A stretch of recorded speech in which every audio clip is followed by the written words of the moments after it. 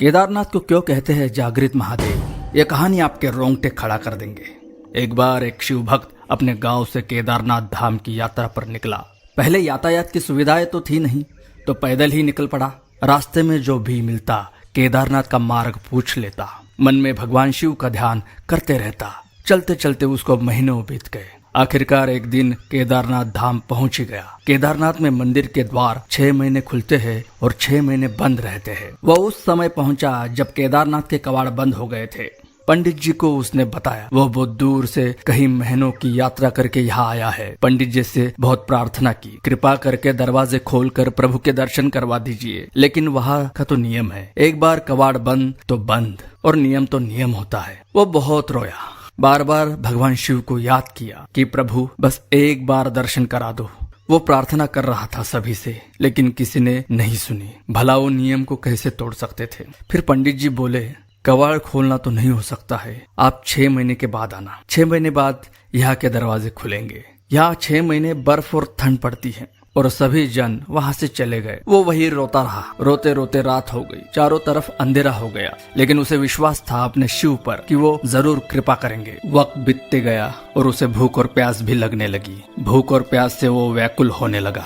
मन ही मन वो शिव का नाम जपता रहा। तभी उसने किसी के आने की आहट सुनी। देखा एक सन्यासी बाबा उसकी ओर आ रहे हैं। वो सन्यासी बाबा उसके पास आए और पास में बैठ गए। पूछा, बेटा कहाँ से आए हो? उसने सारा हाल सुना दिया और बोला, मेरा यहाँ आना व्यर्थ हो गया बाबा जी। मैं बहुत दूर से यहाँ आया हूँ भगवान शिव के दर्शन करने, पर कवाड़ बंद हो गए। पर थोड़ी देर के लिए अगर वो खोलते तो मैं दर्शन कर पाता था। बाबा जी ने उसे समझाया और खाना भी दिया, और फिर बहुत देर तक बाबा जी उससे बात करते रहे। बाबा जी को उस पर दया आ गई। वो बोले, बेटा मुझे लगता है सुबह मंदिर जरूर खुलेगा और तुम दर्शन जरूर करोगे।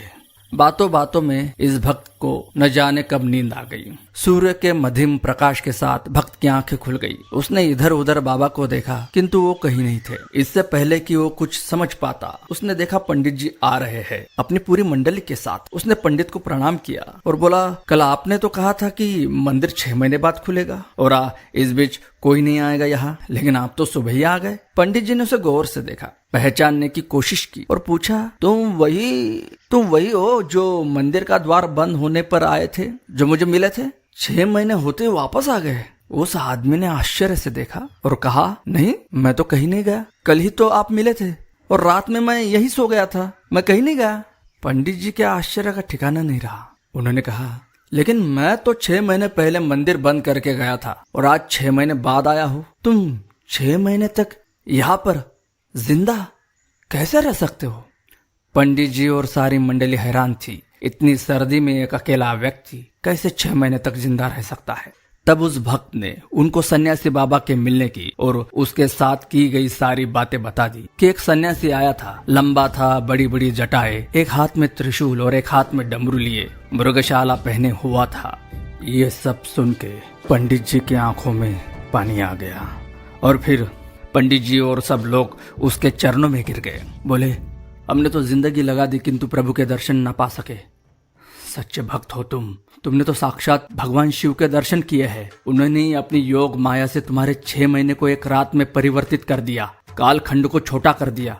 ये सब तुम्हारे पवित्र मन, तुम्हारी श्रद्धा और विश्वास के कारण ही हुआ है। आपकी भक्ति को प्रणाम। जय श्री महाकाल, जय श्री महाकाल, जय श्री महाकाल।